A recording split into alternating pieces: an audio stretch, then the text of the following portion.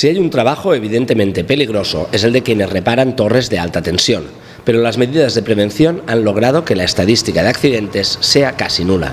¿Cómo se consigue esto? En el pabellón de Laboralia, en Feria Valencia, lo han mostrado en una exhibición.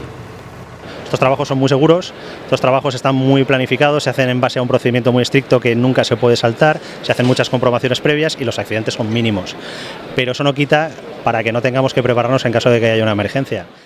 Una emergencia como un rescate, que los trabajadores tienen entrenada.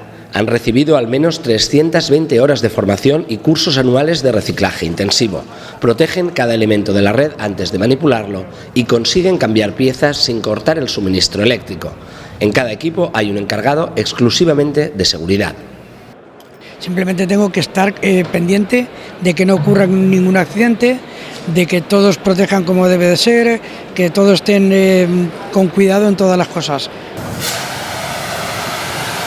En este otro simulacro de fuego, el bombero explica el manejo de un extintor. ¿Saben usarlo los trabajadores? No, saben a lo que sirven, pero no lo saben usar. Y entonces una de las bases de los cursos es que ellos tomen confianza con los extintores, que sepan cómo funcionan y cómo van.